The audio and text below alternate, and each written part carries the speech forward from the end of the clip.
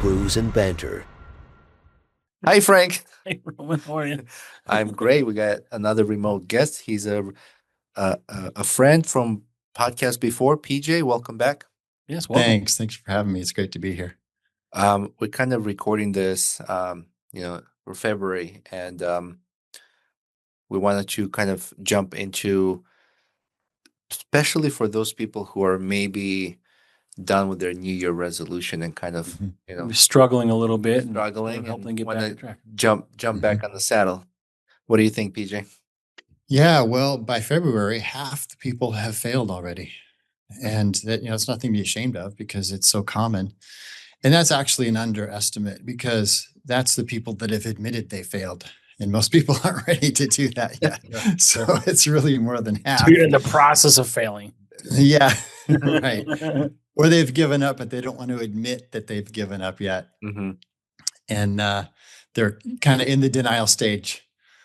But yeah, it's a thing, and every year, and millions of people have to go through it. But we know the solution to that. 100%. I feel like, especially in the entire month of January, I stay out of the gym. Yeah, it's a lot of people do that actually. It gets so crowded. People don't wipe the equipment down, so it's like someone's sweat and shit just dripping everywhere. Yeah. And it's super crowded, and there's people with phones and distractions. I'm like, you know what? I'll just do calisthenics at home. So just to take a step back here, you were on, earlier in October, November time. So let's discuss now. We're going to focus more on biohacking that we spoke about. So that's kind of what we're getting into as far as sort of nudging people to get back on the right track with their New Year's resolutions. Yeah, biohacking can help a lot, and I've been a biohacker since before the term was invented, back in the late '80s, and the definition of biohacker is just somebody that uses science and technology to get healthier and fitter. So that could be, wearables, it could be gadgets, it could be instruments, it could be research, and I'm all of the above. But yeah, it can gadgets and gizmos and research and can give you a new start, kind of a new inspiration, a new kick in the pants, because that can be fun, and a lot of times by February, part of the reason that people have quit is just they're bored and they need something new. People get bored fast nowadays. What do you There's think it's nothing wrong like with that. to spend money on new gadgets or the actual data that they look at? It depends on the person. Mhm. A lot of different personalities and brain types. Some people are numbers people, so they will need to get some sort of a wearable that can track and give them numbers and give them records, and they find a lot of satisfaction from looking at it during their workout and especially at the end of the workout. And if it has little graphs and charts, then that's even better, and that's great. But then there's other people that aren't interested in that at all. And there's people that journal all the time, and there's other people that can't stand journaling. So it really depends on who you are, but there's lots of options that we could talk about for, something for everybody. Like for example, a Garmin watch, Yeah. Gar- like a Forerunner 265, like the Mhm. basic, just enough to get like a heart rate reading. Yep. Those are good. Does that And go ahead? it depends. The brand varies between the people too, based on their skin conductivity and transparency and all that kind of stuff for different kinds of wearables, whether it's the chest strap or whether it's the wrist optical heart rate sensor. So the Apple Watch Ultra, of course, the most expensive one, um, has a really good optical system that reads. I'm a hard person to read, and the Garmin doesn't work for me, but it does work for some other people. The only watch that works for me is the Apple Watch Ultra, so that's what I have, and it works pretty well, and even in high heart rates. But it's the only one. And I've tried a lot of different brands, and I don't like the chest strap. I'll wear one if I have to, but I just don't like something tight, around my chest when I'm working out. Other people, it doesn't bother them a bit. They don't even notice it. So it's just a total preference thing. But, that would be electrical conductivity from your skin. And sometimes those don't work for people and they need something else. Yeah. I talked to somebody we had on the podcast, and I mentioned how one of my friends' mom has issues with the heart, so she Mhm. wears an Apple Watch, and it's set up so that if something is wrong, he'll get a Mhm. notification. So, like, if Mhm. he's not home, he's somewhere else, but he'll get a notification, and he can call for help and kind of close that gap of a response time. Yeah. Yeah. That's good. And a lot of those watches do have that function, and it's actually saved a lot of lives. Hmm. I have a fireman friend who was telling me a story about a woman that they got a notification and her watch called 911. And so they ran down to where she was, and it was actually at the fair. And so they went into the bathrooms, and because that's where it was last seen, it's where it went off, and couldn't find her, and so they just gave up. We don't know what's going on. And then they tracked her down, and she goes, "Oh yeah, sorry about that. I thought I turned it off in time, but I was on a ride and it dropped really fast. The ride dropped really fast that I was sitting in because it was at the fair, and it that's what activated it. And she just didn't turn it off in time. So that happens too, Yeah. but it can be really, really great. It can really help, especially for elderly that, might fall more often and not be able to get up. Have you used other gadgets? Like, I see a lot of people now with these like rings that do Yeah. readings. Have you Yeah. used The them? Aura Ring. Or a ring. Yeah, yeah. Yeah.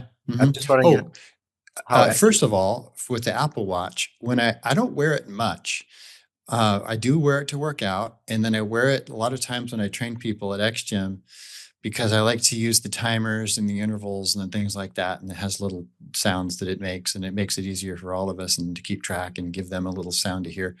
But um, so that's when I do have it on, I put it in airplane mode, and that's because the Apple Watch Ultra is also a phone. It's hooked to your phone, but you can call just from it. And so it's pumping out phone signals and pings pretty regularly. And I just don't want something that's calling and receiving that's that close to my just tight on my skin Mhm. because then you've got the EMFs and that kind of thing. So it helps to put it in airplane mode. It doesn't completely it block it and stop it, but it helps. And Mhm. so that's just a little pro tip there. But then for as far as the Aura Ring, that's another great tool, and it's actually a really good quality piece of wearable.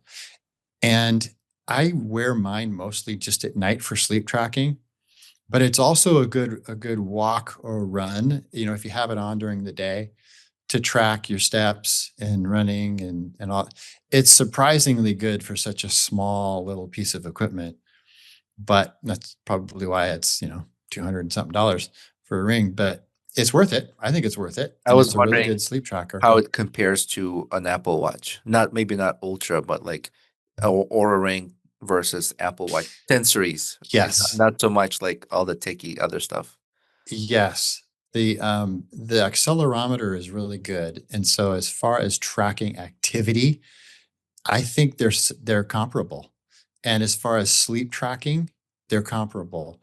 But as far as heart rate, the Apple Watch is going to be superior. Mm. And it's because when you're working out with a ring on, you're grabbing stuff, and if you're on the rope machine or if you're hanging on to handles or something, then that's going to affect how it's going to read. Mhm. And it doesn't take as many readings as frequently. You can put it in certain modes, but then the battery wears down pretty fast because it's just a little ring and it's a little tiny battery. Right. So for heart rate, it would be the Apple Watch Mhm.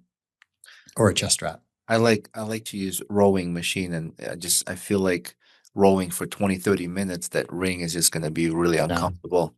Yeah, it would be super uncomfortable, Yeah. and it wouldn't get your heart rate as accurately as a chest strap or Apple Watch. But I love that idea for sleep tracking. Um, Mhm. because I don't like sleeping with a watch on. So some people use watch for sleep tracking, and Mhm. I take my watch off at night. But a ring is doable, right? Like you don't. Totally. Yeah. Yep. People do use their watches for sleep trackers, but they're, a watch is hard and bulky, and it's going to wake me up. I've tried it and it wakes me up because, I roll over and now I'm on my wrist and there's a watch that I notice and that wakes me up.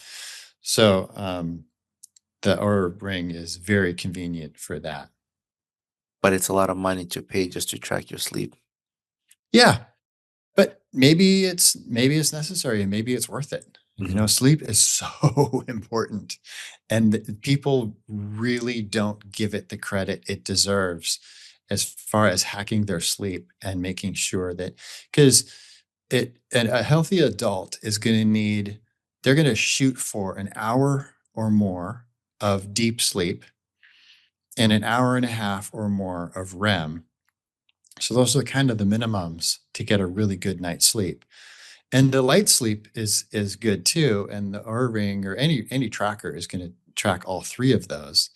But I average about 6.5 hours of sleep a night just because that's what my body likes to do. And in that time, I'm getting about an hour of deep or more, and hour and a half of REM. And then so I look in the morning and I just say, oh, it's good. And then if I fall short, there's nothing really I can do about it except think about my routine prior to going to bed and thinking about how I can improve on that tonight. And then the reason that you would want to wear something like that, especially sleep trackers, is to try experiments on your sleep. It's not just looking at it in the morning and then being frustrated or happy. It's actually doing something about it. It's using the data. So that's what biohackers do. They use the data when they're wearing things like that. And then they try something else. And then they write it down. They record their experiments and see if it helped. And if it didn't, they don't do that again. Or maybe they will try it again just to make sure that it wasn't a fluke. And then when they find something that does work, great, they record it and keep doing that. And then even if it does work, then a good biohacker won't stick with the same thing. They'll keep trying things, but they'll put that in the this works column. And then so they can come back to it later. And that's why it's so important to record these things and make notes of this, because then you can go back to your notes. And for recovery and injury prevention and injury healing and overtraining and all those things, then you got notes and you can go back. No, I remember something like this last year, and then you go back to your notes and you figure out, oh yeah, that's what I did. So let me try that again and see if that still works, and then try something else if it doesn't. And you're just constantly doing experiments, and that's why wearables can be a fun thing and can really be a motivator, because you're hacking yourself and you're figuring yourself out. And everyone's different. I could sit here and tell you everything that works perfect for me and all my secrets, but that's just for me. And it might not work for somebody else. But because we're all very different and very unique. And I help people at XGym, hack their issues, but the solution for them is usually going to be different than me. So everybody's Yeah. got to try and constantly experiment and record. And it's science, in a way. It's not the scientific method per se, but it's doing your own science and doing your own experiments, and you're your own lab. You can get a white coat and a dry erase board and pretend Yeah, pretend right. you're a scientist. Get your clipboard. But it's fun. I also want to mention really quick, PJ, you're ex gym owner of X Gym. In case somebody's listening to this for the first time and didn't hear the other episode, Mhm. so check out X Gym. But experiments are fun. Yeah. That's like that interaction part of it. But also, what you do with that data is you making changes in your lifestyle Mhm. to determine what works better. And then Mhm. when certain results happen down the road, you're like, oh, I know why I was Yep. so tired this morning. Yeah. Because the Yeah. day before I had 6 beers before bed. Yeah. Right. So like I get that part of it. But what are other biohacking ideas, suggestions you have? Yeah, and all of these are are very unique. And so the main point here is for people to do their experiments and just know that's the way to find out what's best for them. Because if they just search YouTube and they find some expert, in air quotes, that seems to know what they're talking about, and they follow the recommendations of the expert, and the expert doesn't know this, because most people don't know this. Even trainers and coaches don't know this basic principle, is everybody's different. And they have found what works best for them. And then they get on YouTube and they say, hey, this is the secret. And the title of their YouTube is, the one thing people don't know, and this is the answer to all your problems. And then they say the thing that they've found best for them, but it might not be best for somebody else. And so that's why it's fun to talk about all the different options of biohacking stuff. And another one, my favorite that I recommend often, is a CGM. That's continuous glucose monitor. And that's the little dot thing that you see on the tricep of people. And it's a little needle, and you put the thing on, and then it's got tape. So it stays on your arm for a couple of weeks, and the needle stays in, and the needle is measuring the stuff that's floating by in your blood. And the main thing that it's measuring is blood sugar, glucose. So your glucose levels. And it's going to draw you little charts through the day, and you can set alarms to go off, for highs and lows. And if you want, I recommend that, unless people are, they're diabetic or they have clinical low blood sugar issues, to not do that, because the thing can tend to wake you up at night. That's the biggest complaint people have, is the alarm goes off because their blood sugar goes too low, but that's just because they're asleep, or it's not reading accurately, because they're not perfect, but they're good enough to, draw you nice little graphs of your blood sugar through the day. And then you can see how food is affecting your blood sugar.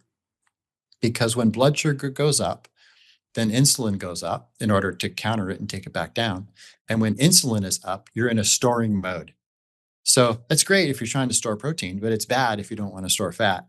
And so that's why people tend to want to stay away from blood sugar spikes, because of the insulin spike and then the storing ability. And then because, most people eat fat, and then they're going to be storing that into their body.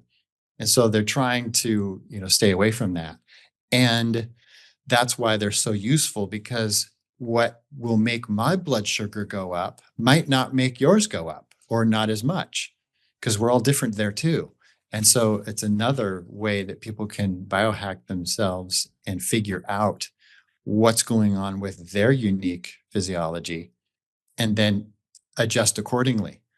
And even when I was wearing, because I've worn it a few different times, not that I need to, but I'm just interested, I'm a biohacker. And so I just do stuff like that. And I wanted to learn about my body too. I've got everything really well dialed in, but still, I want to still know more. And so when I wear it, I would eat something and I would be convinced that of, what's going to happen. And then I'm wrong. And I'm like, oh, I didn't react like that. That's interesting. Or my blood sugar went up when the label said it was no sugar added and there was only 2 grams per serving of sugar, but they're using a fiber from corn. And then it goes up. Oh, wow, that was really interesting. So my body treats that certain inulin as sugar. It recognizes sugar. But then my cousin, who's a type 1 diabetic since he was 10 years old, he reacts differently. And so he's also a health nut and fitness freak. And so I will get something that surprised me with my body, and then I'll mail it over to him and I'll say, hey, eat this, because he's got basically no pancreas left. It's not doing anything. And so he doesn't have the interference of the pancreas that I do. And then it usually does similar things to him, but sometimes it doesn't. Sometimes it's completely different. He's going to react to a different form of inulin than me, or the fiber. And so it's just fascinating to see. But that would be another one that would be easy to do. And any doctor can prescribe it. I think now you can get it without prescription through certain websites. But that's another huge, great, wonderful tool that people people should do. I was going to ask if you need a prescription for that. If you don't, that's great. And is that Yeah. kind of information you want to bring to a dietitian as well? Oh yeah. Yeah. Dietitians would love that data. And they can, get a lot more specific and targeted on their recommendations based on how your body reacts to certain foods. And then if you're going to do it with the dietitian, they'll just love it. They'll say, oh, great. Yeah. So you're going to try this, and you're going to try this, and then we're going to see how it works. Because then there's no guessing game anymore for the dietitian. So it makes their job a lot easier. Hmm. Mhm. Nice. I seen those on people, and there's like an app that links to your phone, right? Oh yeah. Yeah. You can download the app on your phone, and then it just Bluetooths to your phone. So your phone is getting the graph and the data, and it's amazing. There's so many health apps and these Mhm. devices. It gets a little bit overwhelming. If you were to recommend Mhm. maybe 2 or 3 devices just to stick with Yeah. and use them for biohacking and collect the data, do experiments, make it fun, get back into the Mhm. gym, um, and try these different things, mixture of diet and Mhm. exercise. Give us the two at least devices that you would recommend for biohacks. Yeah, we talked about my top two. Another one is the Keto Mojo, keto-mojo.com, I think is their website. And that is so instead of doing the CGM, you can do the finger prick, and the Keto Mojo will measure your blood from your finger prick, and it will give you not only your glucose like the CGM does, but it will give you your ketones. And ketones will show you if you're in a fat burning mode or not. So when you're in ketosis, the ketones are going to be zero point 0.5 or higher. Sometimes some people can get up to 4, which is really high. And that means that you've got a lot of ketones floating around. And that means that you're in fat burning mode and out of fat storing mode.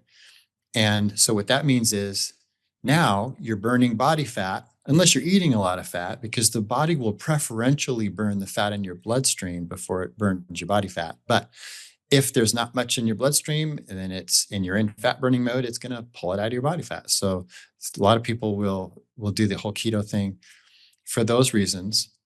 And if they're doing keto right, then and the Keto Mojo monitor can help with that, because then they can see all their data and figure out if they're doing it right or not, because there is, ways to do it wrong. But that would be another one that would be great. And Does that it would give also you give really good you data. does it give you a VO2 reading as well? It does not, but the way that I recommend people do VO2 is just treadmill test or a bike test. And you can just Google that or AI it. That's the new term. Google is really losing out on searches, because a lot of people that are into AI are just using that instead. That's what I do. I hardly ever Google anything anymore. Same. I'll just ask Gemini or Chat or Grok.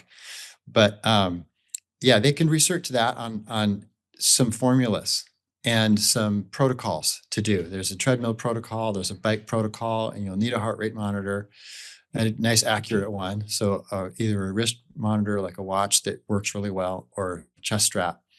And then based on that, you can figure out a good VO2 estimate. If you want to go all out and spend the money, you can come to somewhere like XGym that actually has the lab equipment to do really accurate VO2 testing, where you put on the mask and it measures your oxygen and your CO2. And so it can give you a really great read from your bike test or treadmill or whatever you choose. Um, and so that's another piece of equipment that we have that is wonderful. And for people that want to know exactly, the online versions with the heart rate will give you a good idea, and it'll get you close enough. And it's repeatable enough that you can see improvements. So that's what I recommend most people do, instead of going to the expense of the lab equipment. But yeah, that's another great biohack, is to figure out your VO2. And the reason that people would want to know that is for changing it. because VO2 is a really good indicator of your cardio fitness, but also of your mitochondrial health. Somebody that has a really good high VO2 is going to have really good mitochondria, and mitochondria are the anti-aging organelles within the muscle. So if you've got really good mitochondria, then you're going to be aging a lot slower. And that's where the whole cardio thing comes in, because what a lot of people, they'll do strength or they'll do cardio, and some people do both. And those are the people that really get the anti-aging benefits.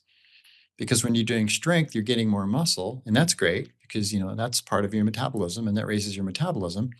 And then if you're doing cardio, you're getting the mitochondria, and that's great because that's also a metabolic elevation. And metabolism is determined by those two things mainly, is the muscle, how much muscle you have, the quality of the muscle, and the mitochondria in your body.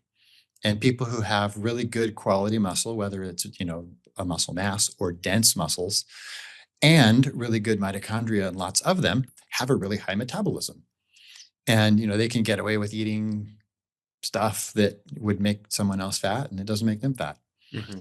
But yeah, the VO2 is a good indicator of the cardio, but also of your metabolism and your biological age, because people with a high VO2 are going to be younger than their chronological age. I know it's been a few months or so since our last talk, and since then, and you've mentioned AI, AI has been advancing pretty quick. Yeah. Would you say AI with combination of biohacking is like you have a lab under your fingertips? Not yet.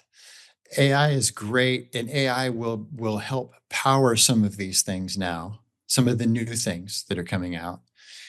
But I think still the most useful thing with AI is just to go in and have conversations with it about your results. So it can be a coach. And 9 times out of 10, it will give pretty good feedback on that. And so you can do things like put your CGM results or your heart rate from your test, or it might, heck, I haven't tried, but it might even be able to calculate VO2 with heart rate data and workload data, or an estimate at least. But running things and talking to it as like a fitness coach, and you can just tell it. Your initial prompt could be channeling an exercise physiologist biohacker. Tell me about such and such and such and such, and then have a conversation.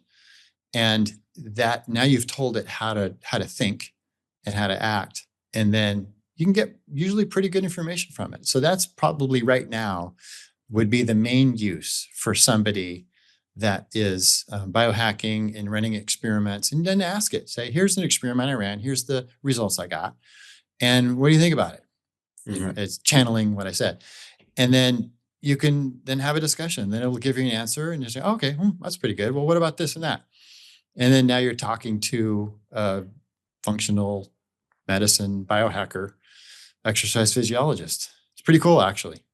So here's where I would love to, in the future, where it would be you doing your 21-minute exercise, that's provided to you by X Gym. Yeah. Then you have AI connected to your smart device, wearable, Mm-hmm. and in your ear, it's like a coach. Yeah. Right? How cool would that be?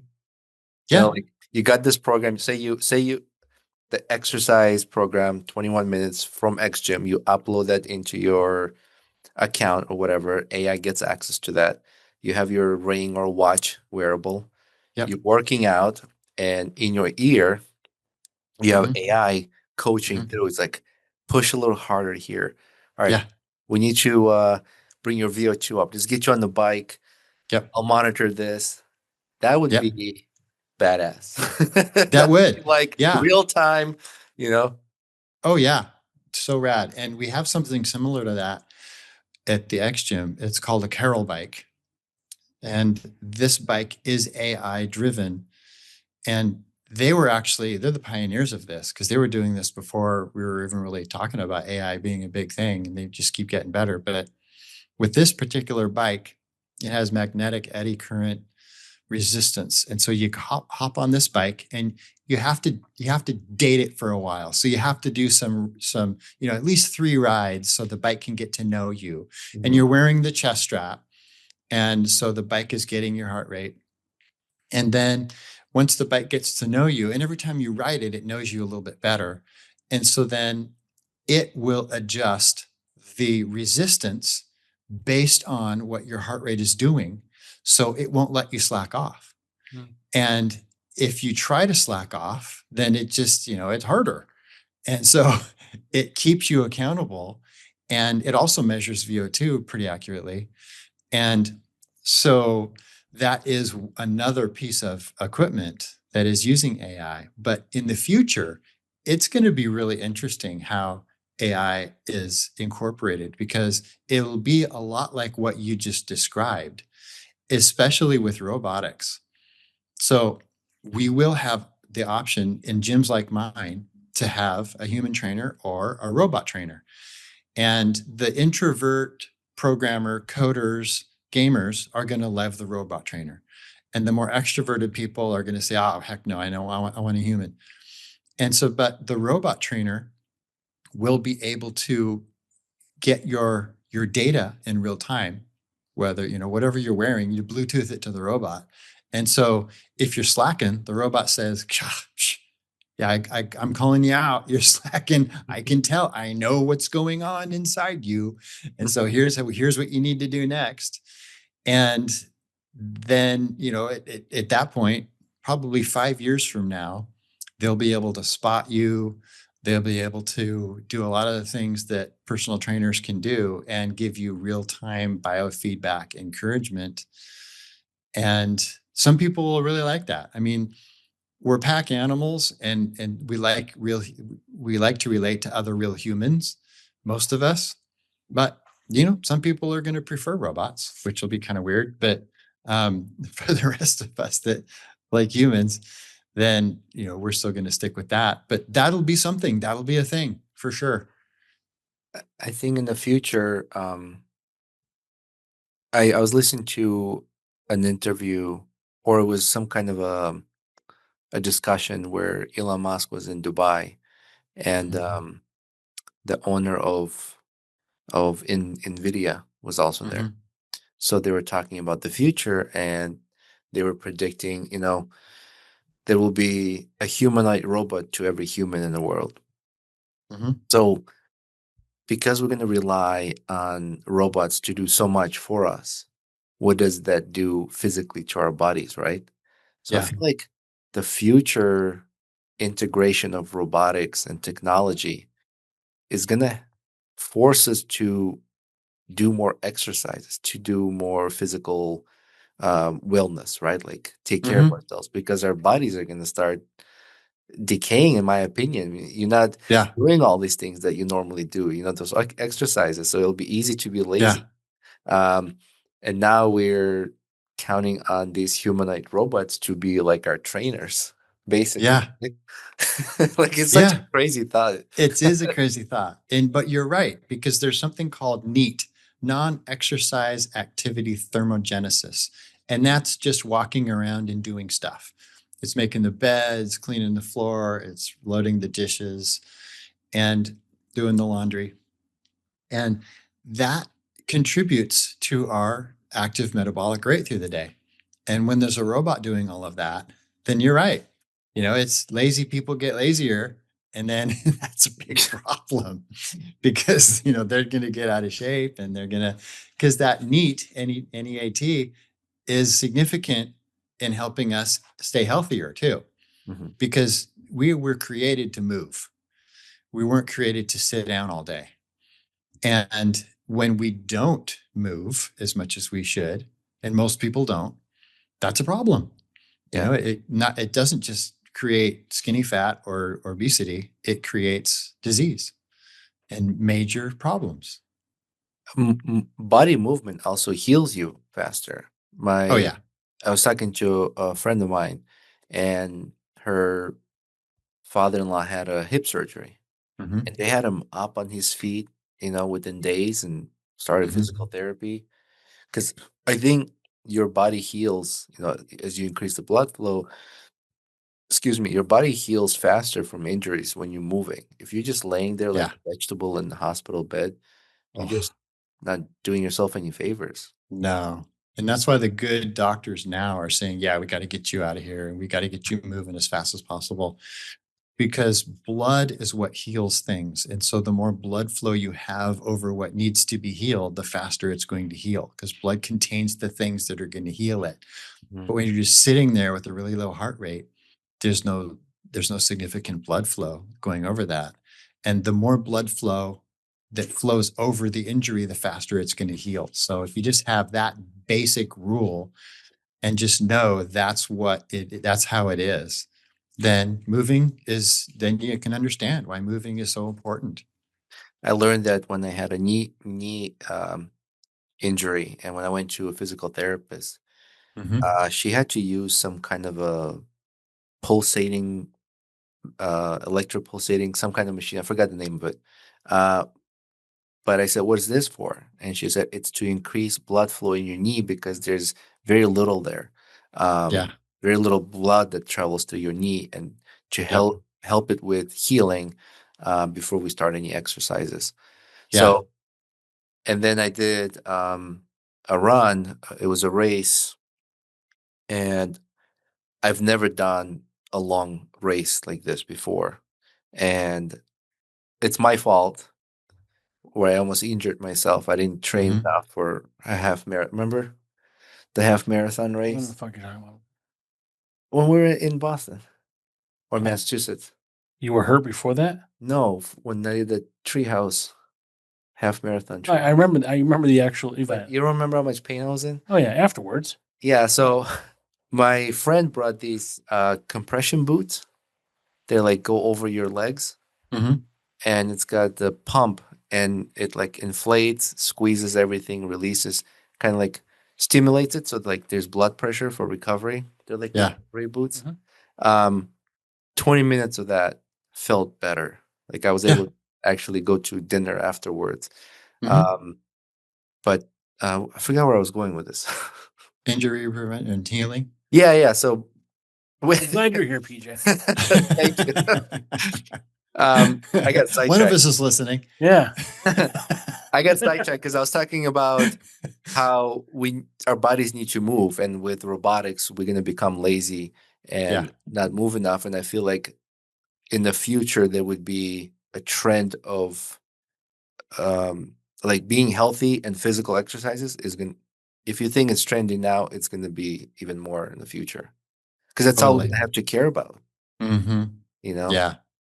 Yeah. And there's this thing called Power Dot, and it is electric stim. So little pads that you put on, and you can put them in the right positions and dial in the correct frequency just with the phone app and increase circulation that way.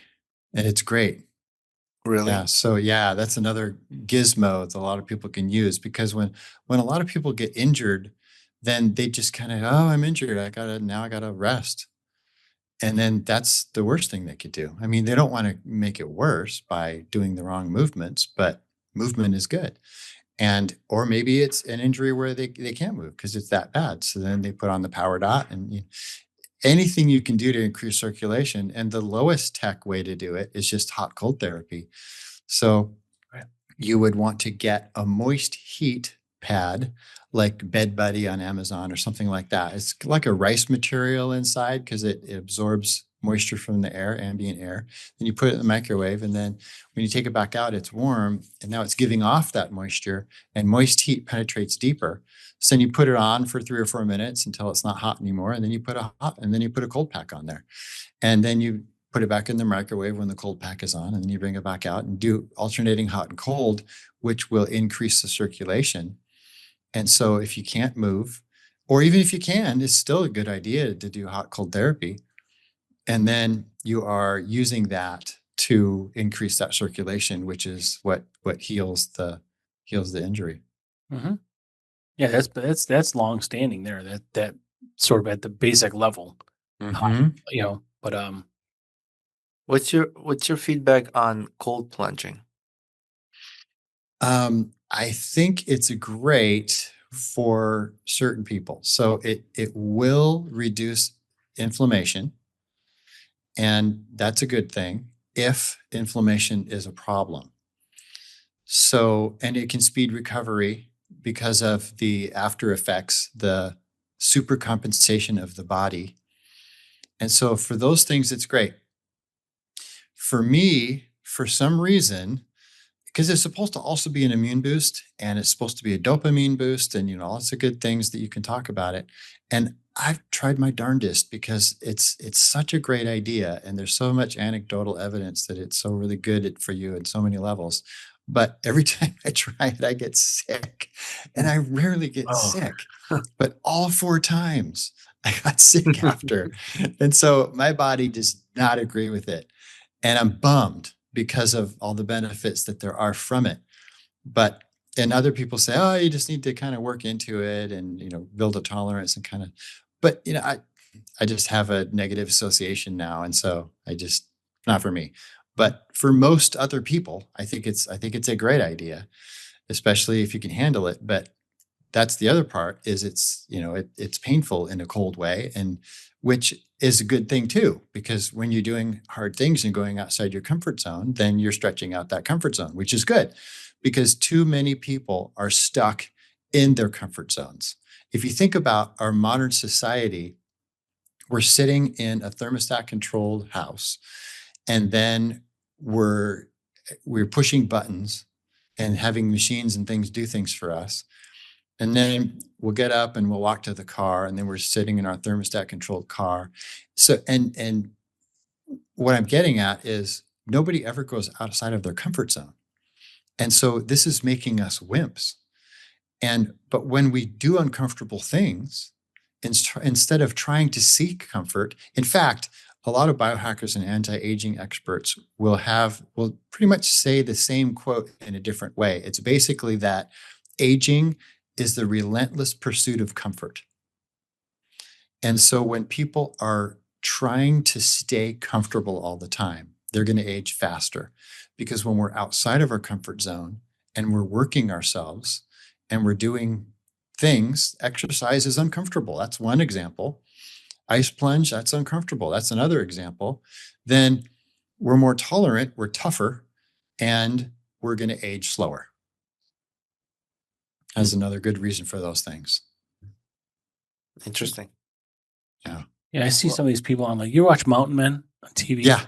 Mhm. I see one of these guys. I'm like, that guy looks like he's about 100 and he's probably 50, and they're going through some weather changes. So I don't really know what's going on there, but they look a lot older than they probably are when you live Yeah. I guess a rough lifestyle that way. Well, yeah. I mean, you can't have too much stress. Yeah, I guess For the stress sure. piece is probably a problem. And yeah, and for the people that are outside all the time, then you got the solar exposure Yeah. problem. And so a lot of times you'll see the people that live outside all the time and they look older because they're in the sun so much. They're not necessarily age biologically older, but they look that way because it's called a callus, a solar callus is what it's called when you have thicker skin that's kind of leathery, and it makes you look older. You don't feel older, but because you've had so much sun exposure and you've built that solar callus, you definitely look older. And I don't think it's good for the skin. I think there's a U-shaped curve with sun exposure. Too little is bad and too much is bad, in my opinion. And so that will certainly aid you when you're an outdoorsy person. But you'll also see that with people that, like marathon runners, because they spend a lot of times outdoor. And their skin looks, a lot of times, will look older than they are because of that, but also because of the constant pounding. And when you're constantly pounding on, especially on pavement, if you're a marathoner and you live in this city and you're always running on pavement, not trails, then just think of the 3 or 4 times gravity, and that's not just on your feet, that's the rest of your body too. And so your skin is going to be doing this, and the collagen and the elastin is going to wear down. And so it's going to be looser and that kind of thing too. So I'm not trying to talk anybody out of distance running, but because that's certainly better than sitting on the couch. But you see the outside runners, the same thing as the mountain man that you were talking about, same kind of phenomenon. They're super healthy and they're strong, but and biologically they're going to be younger than their age, but their skin might not look like it. Right. I'm gonna check out all my friends who run marathons now. I'm like, let me look at you. Or bikers. Bikers are probably another example. Like, they're sitting down quite a bit, when they're riding, but then you're in the sun, so you're getting this kind of double whammy thing, and you might look much more advanced in age than you really are. Yes. Yeah. The interesting thing about the chronic bikers is a lot of them will have a belly. And I don't know if it's because the belly people are more drawn to biking rather than running, because then, the belly's not jiggling as much. It's kind of supported, or if it's just not as good as a fat burn as the other sport or activity that isn't very good at burning body fat off is swimming, because swimming will make you hungrier. Most other exercise will suppress your appetite. But for some reason, swimming makes you hungrier. And then if you're done swimming, you will have a tendency to eat more energy than you just expended. And then you get fatter. But another reason that scientists suspect swimming might not be the greatest weight loss strategy is because the body's trying to be more buoyant. Right. Yeah, for efficiency in the water. That's It's interesting. an adaptation thing. Yeah. I But do they get even did studies of upright bike, the stationary bike. They had people riding bike underwater. It was a waterproof stationary bike. They had a group of people underwater, and they had the other group of people on the pool deck, and they were doing the exact same workout. And the people on the pool deck burned off way more body fat than the people that were in the water. The exact same exercise. Yeah. And again, I'm not trying to discourage anybody from swimming, but you want to be aware, because I don't think they controlled for calorie intake. So you want to be aware that swimming can make you hungry. And if it does, because it does with most people, then your choices of what you're eating after your swimming session are going to be crucial. And you would want to be choosing protein over fat and carbs, because what most people do when they're hungry is they go have a carb fat combination. And that's the thing that will make you gain body fat faster than anything, because of what we said earlier about the sugar spikes, which carbs do, protein doesn't. And so they would just be aware of that, and then just make sure that they're eating mostly protein when they're hungry from swimming. I do get hungry, like when I go to the pool, hang out, play with kids and swim, and then you're like, man, I'm starving. Yeah. I remember watching an interview. Michael Phelps was talking about like how much he has to eat. Oh yeah. His training. That's gonna be a shitload of protein. Yeah. Right. Well, for Phelps, it's different, because there's no way he can out eat the activity as an Olympic swimmer. He's swimming all day. Exception. He's an exception. Right. Yeah, exactly. And he's hungry because of the swimming effect, but also because he's going through 7,000 calories a day just swimming. Yeah, for sure. There was a time when I was training back when they still did the Navy SEAL Challenge. Actually, I was the last year of them offering the Navy SEAL Challenge, but it was, push-ups and swimming and running and pull-ups and sit-ups. And it was a contest. And so when I was training for it, I was swimming a lot, but we were also running a lot. And, I was training with a couple of friends, and we were doing so much of that and so much activity every day that none of us could eat enough food. Yeah. And I even got an overuse injury in my jaw because from chewing so Oh much, my! because we were eating so much food. So I don't know. And that was a fraction of what a Phelps would be burning in his regular day as an Olympic athlete. So I don't even know how he could do it. I mean, the only way would be to drink really super high calorie shakes, liquid, just drink it down, because you just can't eat enough. Right. Your jaw wouldn't be able to hold up. Or 'Cause you're just inject the fat in there. yeah, right. IV, yeah. Protein Feeding, shakes, maybe too. Yeah. Yeah. With all the yeah, health stuff. Yeah. feeding tube at night. I wanted to ask you a question. We talked to somebody about this, and how important the social aspect of um, motivation into Mhm. exercising, Yeah, and how hard it is for an individual to step outside of their comfort zone, like we just talked about earlier, and go and be uncomfortable, do exercises, right? yeah, How important is the social aspect of that, where you have friends that you are involved in, or exercise group, or challenges, where kind of there's accountability, or you have friends or a group that kind of pushes you.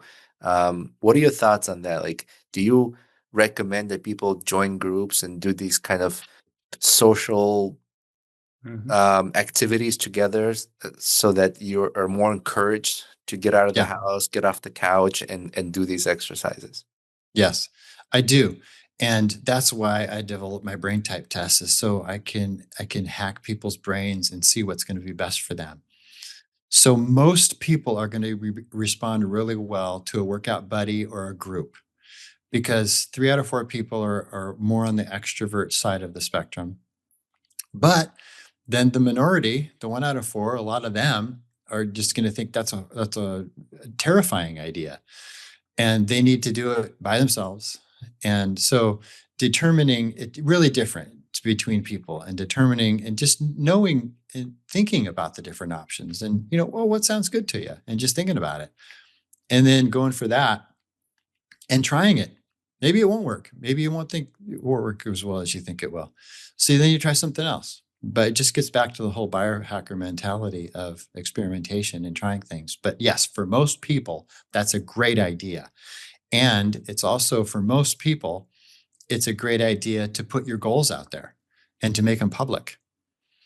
And then you've got accountability partners, and now you've got something to live up to. You've made yourself, given yourself a reputation to live up to, and reason to, because nobody wants to fail publicly. But then when you're out there, it's more of a commitment, which is great. So that's another reason. And like I said earlier, we're pack animals, and we get energy from each other, from being in a pack or a tribe. And that's why certain things like CrossFit can almost turn into a cult, because it's a tribe. It's a tribe of people. And it's great for a lot of people. A lot of personalities love it for that reason. And so if that resonates with somebody, that's what they should do. And if they do it and it starts working, great, stick with it. So if you're having hard time in February and those days to the gym are slimming down, find Yeah. find a group. Oh, I see you they're slimming down. I saw that. Yeah. But you can also, reach out to PJ next gym, right? Yeah. And xgym.com, Yes. um, and connect that way. Yep. Yeah. I love the whole idea of 21 minutes intense exercise. Yeah, it's a time hack. So the methodology I invented is really for busy people. So, I mentioned CrossFit, and that's a niche. And for certain people that works great, and they should do it because it's working for them. And then we're a niche, we're a different kind of niche, and we're more time under tension, complete muscle fatigue. It's kind of almost like an opposite of CrossFit, but it's a lot less time. So it's 21 minutes twice a week instead of hours per week, which is great for some people. They like the gym. They want to hang out for hours a week, and they should do that because that's their motivator. Whatever works, whatever gets you off the couch, whatever gets you moving, whatever gets you to your goals, that's what you should do. And it's great to try a lot of different things. But for us, we cater to the busy people and the people that actually don't want their gym to be their social network and their social time. They Mhm. want to minimize their time in the gym and do other things. Well, I'm gonna set my expectations low and make this public. My goal is Yeah. 20 push-ups Uh-huh. Per year. Per year. He per must. year. Per year. There, I made it public. Hold me accountable. Yeah. That's one every 2.5 weeks. That's pretty Yeah. good. I think you could hit that bar. Yeah. With a keg on my back. Right. I forgot to mention the detail. Okay. Full or empty? Full. Okay. I'll just stand on you then. You know. PJ, it was so nice catching up. This is a cool topic to talk about. Is there anything you want to add before we end? You know, as far as the whole biohacker thing, I mean, the whole New Year's resolution thing is a whole nother conversation. But with it, we got a lot into the biohacker, which is great because that can be a motivator. So when people get off the wagon for their New Year's resolutions, maybe becoming a biohacker is the way to get back on, and that would be awesome. But here's a couple really easy things to do. One would be an air cleaner in the bedroom. And that's important because then you're sleeping. You're a third of your life is spent in clean air. And if you want to go all out, you would get the air filter that's also HEPA. It also has the carbon, and it also has the setting for the ion setting. So it's releasing negative ions, like when you're by a waterfall or the ocean waves. So that's an easy thing to do that does not even take you out of your comfort zone, but will contribute to your health. And then the other one would be a good water filter. So you're drinking clean water all day, not tap water. And there are some places like here in the Seattle area in Washington, we have really clean tap water, but it's not clean enough for me. So, we run it through the filter, and it's important. I mean, chlorine is one thing that's in the tap water, and it's great that we have it because then we don't get the things you get in other countries where you drink their water, because ours is clean. It comes to the tap clean. But now, once it's gotten to the tap, the chlorine has served its purpose. Now you take it out. So, and Brita filter would do it, but also the fluoride needs to come out because that's not actually fluoride. That's a whole nother topic. But, so you just need to take that stuff out and make it clean water. So clean air, clean water, those are two really easy things to do, just that would increase your health with really no effort. But then the other thing is just start moving. Start small if you have to, but just start moving. And then as far as the resolution stuff, biohacking could be your thing. Get your motivation going and get you that new kickstart and that new excitement, because now you've got a gadget, and a lot of these trackers, the wearables are that motivator, because now you got data and you're looking at something. You're going, I've got instant biofeedback. Oh, this is fun again. So that could be it. Yeah. I'm definitely implementing air cleaner in my room. That's such a good idea. I don't know why I didn't think of it. I have them throughout my house, but not in my bedroom. Yeah. Like, why didn't I think of that? Yeah. Especially Yeah. You want to be sleeping in clean air. Yeah, especially after I had some Taco Bell. Yeah, or wherever, just you in general. Yeah. Just have a portable one. Yeah, just wear it. Backpack. I'm like a Ghostbuster. scuba, but not the underwater part. Right. For sure, a great idea. Aruba, you'd be like a. Uh-huh. But no, it makes sense to I love that suggestion. Definitely going to implement that and biohack and do my results and check it out. Yeah. Thank you, PJ. Again, appreciate. Always fun to have you on. Always providing such a good information to our listeners, to us. Educating it in health, which is important. We need to take care of ourselves. Yeah, and thank you for contacting us. Yeah, of course. Yeah. I had a lot of fun last time, and we talked about coming back. So that's right. Yep, this is a good topic. Perfect. Yeah. We also want to say thank you to our sponsor, Big Oyster, for sponsoring this podcast. And we want to say thank you to our listeners, our followers. And if you want to support this podcast, please check out brewsandbanterstore.com. Buy some merch. We add fun items in there: sweatshirts, hoodies, hats, sweatpants. Sweatpants. I got a pair of those. They're pretty comfortable. Yeah. By the way, just whatever. On your way to the gym, Yeah. you get yourself a nice Brews and Banter sweatpants Yeah. and hoodie. We really appreciate that. That helps us to keep going with this podcast. Talk to amazing people like yourself, PJ, and provide this information and entertainment, hopefully as well. So Thanks, thank you, guys. everybody. Thank you Stay very tight, much. PJ, really quick. We'll be Thank right you. back. Bye.